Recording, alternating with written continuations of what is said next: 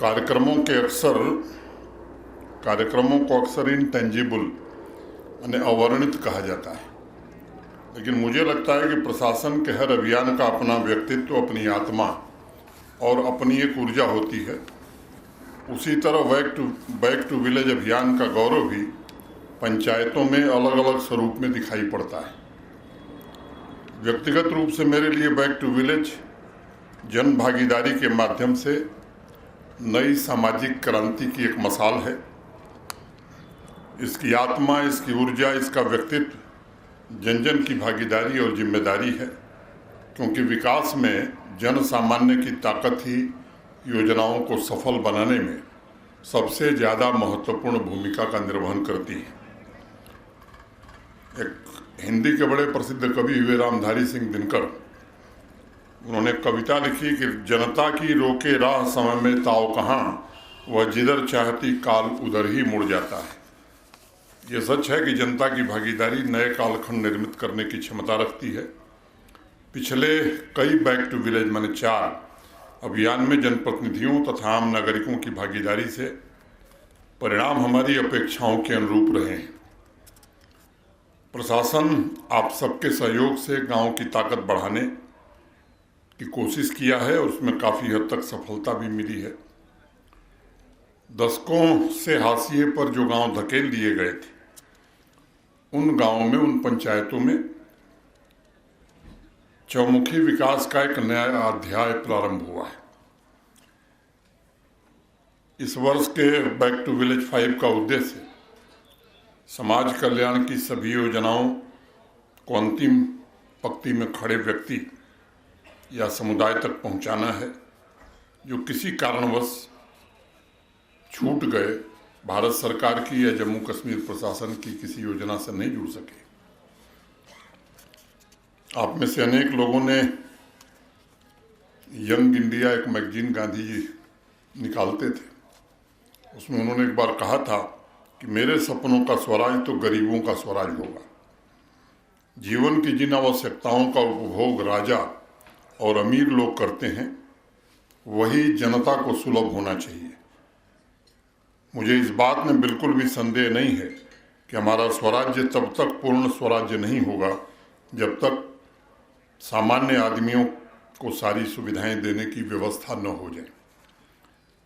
मुझे लगता है कि जम्मू कश्मीर में भी पिछले 3-4 वर्षों में ये कोशिश बैक टू विलेज के द्वारा की गई है। एक आम नागरिक तक उन सुविधाओं को पहुंचाने का प्रयास किया गया है। मैं जानता हूं कि इतने दशक के बाद जब ख्वाहिशें पूरी होती हैं, तब आकांक्षाएं और अपेक्षाएं दोनों बढ़ जाती हैं। मैं यही कह सकता हूं कि प्रशासन पूरी तरह आम नागरिकों के हितों के लिए समर्पित है। जिन संकल्पों और लक्ष्यों को पूरा करने की जिम्मेदारी प्रशासन ने उठाई है, उसके केंद्र में आम आदमी सर्वोपरि है। हर एक कदम प्रशासन का आम नागरिक के पुरुषार्थ को नई ऊंचाई दे सके, उसके जीवन में समृद्धि का ताना बाना बुन सके, यही हमारे सहयोगियों का ध्येय है। बैक टू विलेज, ब्लॉक दिवस, थाना दिवस, ये मुख्य रूप से जन भागीदारी के कार्यक्रम हैं।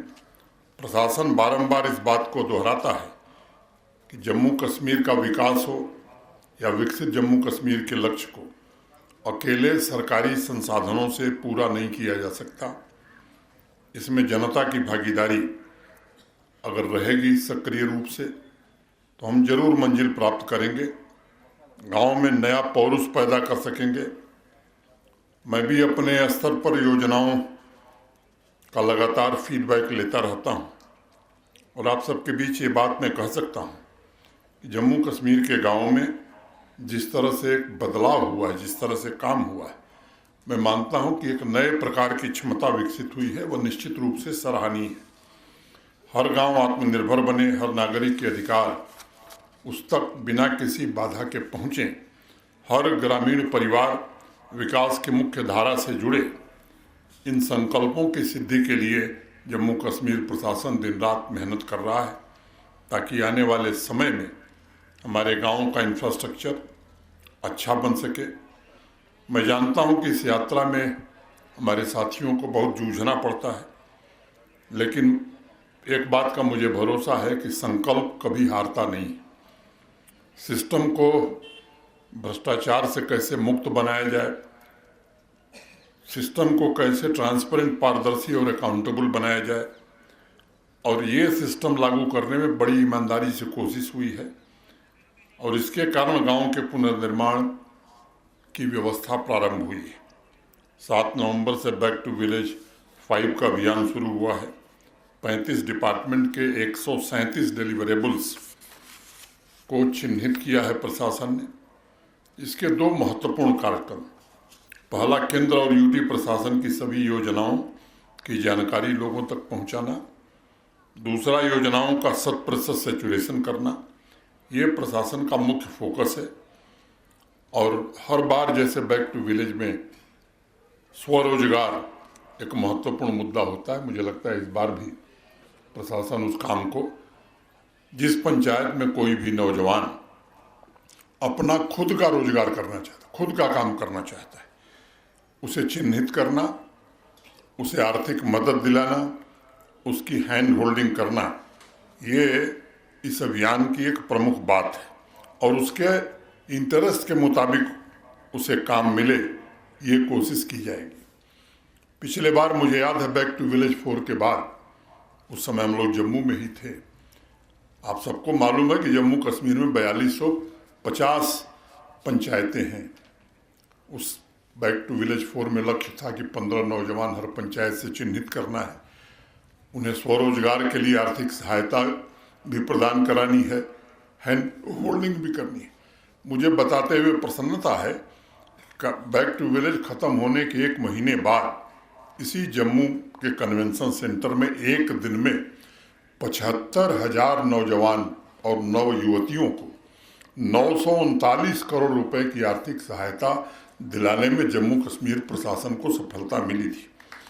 जम्मू जनपद में पिछले वर्ष 20,000 नौजवानों को इंटरप्रेन्योरशिप से जोड़ा गया था और अगले 5 महीने में ये लक्ष्य रखा है जम्मू के प्रशासन ने कि 8,000 नए यूथ इंटरप्रेन्योर बनाने।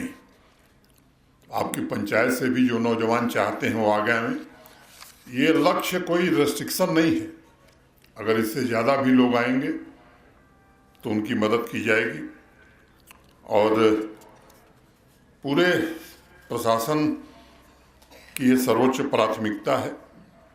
इस बात का विशेष ध्यान रखना है कि हर पंचायत से हमारे जो नौजवान कुछ करना चाहते हैं, बच्चे हों बच्चियां हों, आगे आवें। स्वच्छ पंचायत ये दूसरा लक्ष्य है जिसमें आपको पुरस्कार मिला है। मैं सरपंच साहब को, सभी पंच साहिबान को और इस गांव के सभी नागरिकों को हृदय से बधाई देता हूं इसके लिए। स्वच्छ भारत मिशन में जो आपने अवार्ड पाया है, लेकिन अवार्ड पाने के बाद चुनौती बढ़ जाती है। अब आपने एक मानक तय किया है, अब ये मानक बराबर बना रहे। अब ये कोई डीसी साहब या आपके जो प्रभारी अधिकारी हैं ये आके नहीं करेंगे, ये तो यहाँ के लोगों को करना है। ये हमारी आदत में शुमार है क्योंकि हम ही रहते हैं। और अगर स्वच्छता रहेगी तो बीमारी कम होगी, बीमारी कम होगी तो लंबे समय तक हम जिंदा रह सकते हैं, खुशहाल रह सकते हैं। मैं सभी जनप्रतिनिधियों और नागरिकों से आग्रह करूंगा कि इस व्यवस्था को कायम रखना ये बड़ी चुनौती है। पंचायत नशा मुक्त हो, ये मुझे लगता है कि केवल प्रशासन की जिम्मेदारी नहीं है, हमारी भी जिम्मेदारी है। स्पोर्ट्स पर विशेष फोकस जम्मू कश्मीर प्रशासन का पिछले 3-4 वर्षों में रहा है। मुझे याद है 18-19 में 3 लाख लोग पूरे जम्मू कश्मीर में स्पोर्ट्स में पार्टिसिपेट करते थे। पिछले साल ये संख्या 60 लाख से ऊपर हो गई। हर जिले में आउटडोर स्टेडियम हो, इंडोर स्टेडियम हो, 100 से ज़्यादा खेलो इंडिया सेंटर हैं, ये बनाए गए। अब इसके बनने के कारण अब लोगों की अपेक्षा है कि हर पंचायत में भी स्टेडियम बने। तो जहां जिले में स्टेडियम नहीं थे, अब जिले में हो गए, इंडोर स्टेडियम हो गए, कुछ तहसील केंद्रों पर या बड़े केंद्रों पर बन गए। तो स्वाभाविक रूप से आपकी अपेक्षा कोई गलत नहीं है कि अब पंचायत में भी बननी चाहिए। मुझे लगता है कि धीरे धीरे वो भी समय आएगा लेकिन अभी हर पंचायत में प्ले फील्ड रहे, बैक टू विलेज कार्यक्रम में हर बार ये कोशिश की गई है कि स्पोर्ट्स किट पंचायतों को दी गई है। और मुझे लगता है कि हर पंचायत के पास अगर पंचायत के लोग तय करें तो इस एक बेहतर स्पोर्ट्स फील्ड हम बना सकते हैं। पेंशन, राशन, सड़क का रख रखाव, जनधन के बैंक खाते, आधार सैचुरेशन का मुद्दा, वंचित लोगों के आवास की बात, स्कॉलरशिप, मनरेगा के काम, किसान क्रेडिट कार्ड, सेहत के गोल्डन कार्ड, ये सभी सुविधाएं पूरी तरह से कोई व्यक्ति न बचे, इसकी कोशिश हो रही है। और मैं जनप्रतिनिधियों से अनुरोध करूंगा कि अगर कोई ऐसा व्यक्ति, अभी मैं एक कार्यक्रम से आ रहा हूं जहां बुजुर्ग लोगों को ओल्ड एज, विधवा और दिव्यांगजनों के पेंशन का वो सम्मेलन था, और मुझे बताते हुए प्रसन्नता है कि जम्मू के जिला प्रशासन ने इसमें पूरी तरह से 100% सैचुरेशन हासिल कर लिया है।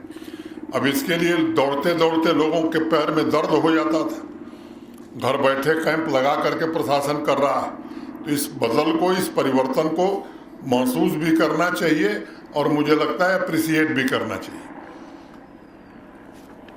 मुझे बताया गया है कि एग्रीकल्चर सेक्टर में किसान भाइयों की भागीदारी काफ़ी उत्साहजनक है। जम्मू जिले में किसान क्रेडिट कार्ड धारकों की संख्या 1,06,000 हो गई है। ये लगभग सैचुरेशन के नज़दीक है। मैं 2-4 बातें आपसे करना चाहता हूँ और मेरा अनुरोध है कि एक तो हम इतने काम करते हैं, अब हमारे गांव में स्कूल होगा, है कि नहीं है? क्यों सरपंच साहब? अध्यापक भी होंगे। अब केवल अध्यापक का जिम्मा नहीं, हमारे गांव का स्कूल है तो हम भी जरा देखें कि पढ़ाई हो रही है कि नहीं हो रही है।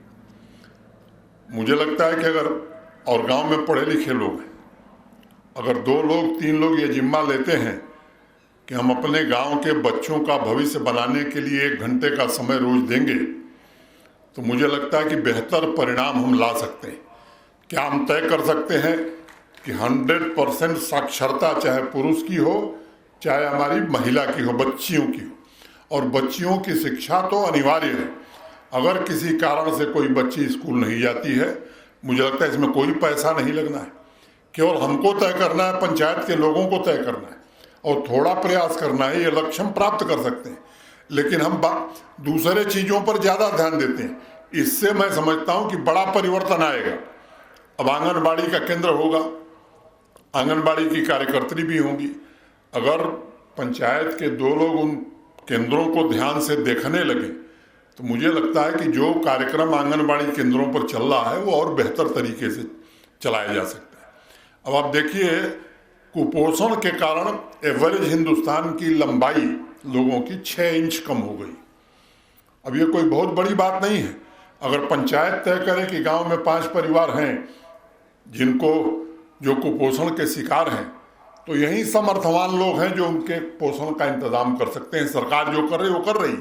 ये ऐसे काम है जिसमें कुछ नहीं लगना है। मुझे लगता है केवल इच्छा शक्ति अगर हम जागृत कर लें और थोड़ा उस पर ध्यान दे दें तो ये चीज़ें बहुत अच्छे से हम कर सकते हैं।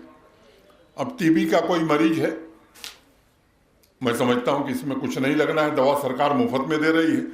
थोड़ा उसे प्रोटीन डाइट मिल जाए, उसके लिए पैसा भी दे रहे हैं, निक्षय मित्र की नियुक्ति भी प्रशासन कर रहा है। अब बाहर के पंचायत का कोई निक्षय मित्र अपॉइंट हो, ये कितने शर्मिंदगी की बात है कि हमारा भाई, हमारा पड़ोसी, हमारे परिवार का रहने वाला आदमी, हमारे पंचायत का रहने वाला आदमी टीबी से जूझ रहा है। हमारे में इतनी मानवता नहीं है कि हम उसका थोड़ा ध्यान दे सकें। मैं समझता हूं कि अगर हम तय करें कि आप हमारी पंचायत में कोई टीबी का मरीज 6 महीने बाद नहीं रहेगा, तो इस लक्ष्य को बहुत आसानी से प्राप्त किया जा सकता है। वैसे मुझे लगता है कि कोऑपरेटिव एक नया सेक्टर है। एक बात स्पष्ट रूप से समझ लीजिए, किन्हीं कारणों से जम्मू कश्मीर में और उत्तर भारत के बहुत सारे राज्यों में ये सहकारिता आंदोलन उस तरह से नहीं चल सका जिस तरह से मध्य भारत में चला। पिछले 3 वर्षों में भारत सरकार ने एक नया मंत्रालय सहकारिता का बनाया है और सहकारिता पर विशेष ध्यान दिया जा रहा है। अब आपकी जो प्राथमिक सोसाइटी है, पैक्स जिसे आप कहते हैं, अब पैक्स को ताकतवर बनाने के लिए भारत सरकार ने एक तो मॉडल एक्ट बनाया है। अगर मॉडल एक्ट इम्प्लीमेंट कर लिया है आपने तो अच्छी बात, नहीं किया है तो पैक्स के ऑफिस बियरर्स की मीटिंग करके मॉडल एक्ट को अडॉप्ट कर लीजिए। और तब सुविधाएं आपको क्या मिल सकती हैं? फर्टिलाइजर का लाइसेंस आपको मिल सकता है, कॉमन सर्विस सेंटर आप चला सकते हैं, गैस एजेंसी आपको मिल सकती है।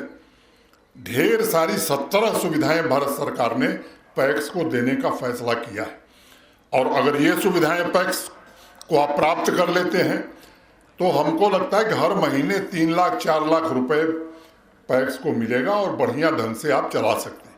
और एक बात समझ लीजिए कि अगर खेती अच्छी होनी है तो बैंक तो मदद कर रहे हैं, बिना कोऑपरेटिव के हम अच्छी खेती नहीं कर सकते। इनपुट क्रेडिट किसान को पहुंचाने का सबसे अच्छा जरिया कोऑपरेटिव होता है।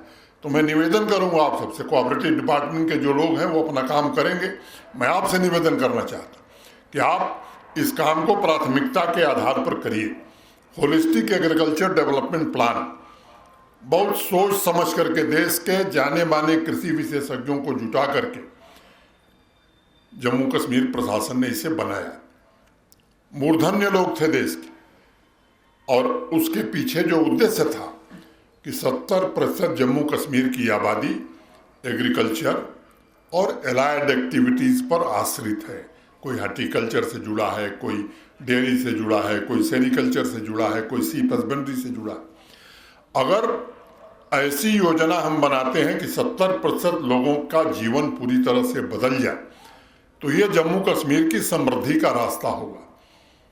जम्मू कश्मीर का एग्रीकल्चर और लाइन डिपार्टमेंट का बजट ऐसे ही काफ़ी अच्छा बजट था, लेकिन 5013 करोड़ रुपए, माने मोटा मोटी हर साल 1002 करोड़ रुपए अधिक बजट के अलावा HADP इम्प्लीमेंट करने के लिए दिया गया। अब किसानों की ट्रेनिंग का काम मोटा मोटी खत्म हो गया। आपकी पंचायत में भी लोग आए होंगे, किसानों की ट्रेनिंग हुई होगी। अब एक दक्ष पोर्टल बनाया हुआ है। दक्ष पोर्टल पर अधिक से अधिक किसान अपने को पंजीकृत करें ताकि रोज होने वाली रोजमर्रा की जो नई चुनौतियां हैं या नए समाधान है उनकी आपको जानकारी होगी। चैटबॉट बॉक्स भी बनाया हुआ है। एग्रीकल्चर और लाइन डिपार्टमेंट के जो हमारे अधिकारी, उनसे मैं निवेदन करूंगा कि इसको प्राथमिकता के आधार पर लोगों तक पहुंचाने में आप, मैं जानता हूं कि आप तन्मयता से काम करें। अब इसमें हमें खुद रुचि लेनी हमारा काम है।